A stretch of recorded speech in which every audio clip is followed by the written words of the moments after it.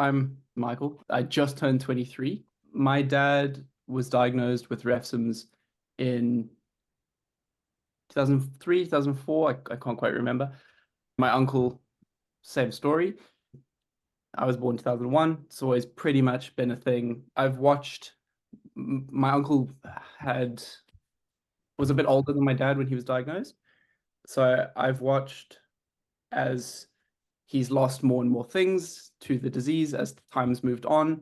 And I've seen how my aunt has had to care for him. We like to refer to my aunt, or my dad does, as the food police, a role that the four of us boys have taken up. And having spent some more time with my aunt and uncle as I've gotten a bit older, my uncle is completely blind.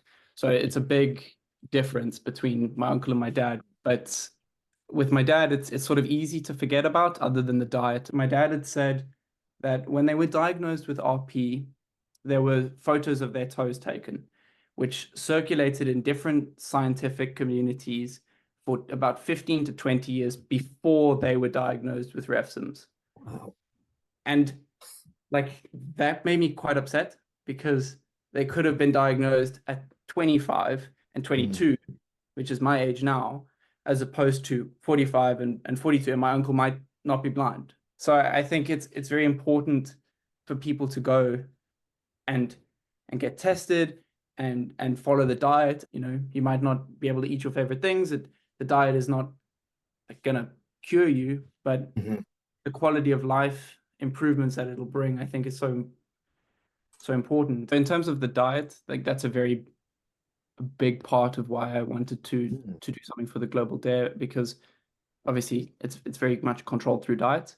And my dad's vitamic acid count now is at about 55. So from 175 to 55, a massive improvement. And that's entirely down to the diet. The interesting part with the diet is the second oldest, Simon, he's very passionate about cooking.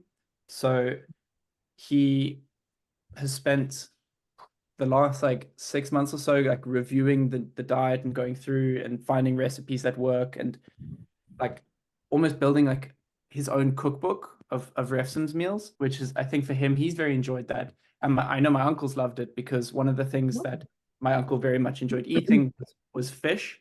And immediately Simon went to my uncle, was like, would you like this? I will go find it for you. I will cook it, so on. And my uncle was very, very eager to try.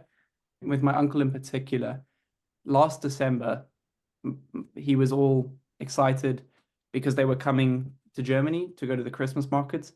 And for him, he can't eat most of the food. He can't see.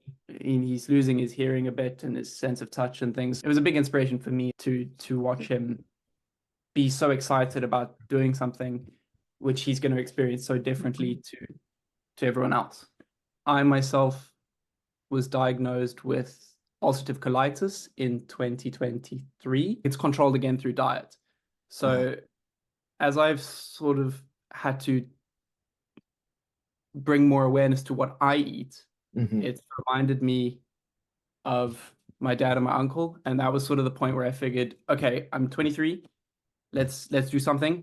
I just want to give back in some way. When my dad and my uncle were diagnosed, it was at one of the Oxford University Hospital by a professor. So for me, it was like, okay, what events are in Oxford that I could do that tie into this? Because this was the city where the Refsum's journey for us started. The Oxford Half is sort of the big event that happens in terms of, in the same sort of vein as a marathon. It felt like a very nice starting point in the place where the diagnosis was first made. So my thinking was, if I could raise X amount of money, that, you know, it's going to help test new things, move the ball along. So I have a Just Giving page that I've set up. It's only with people offering to support in some way, whether it be through charity, in order to test things and keep moving the ball forward. And that's not going to happen without more people knowing about the disease and caring.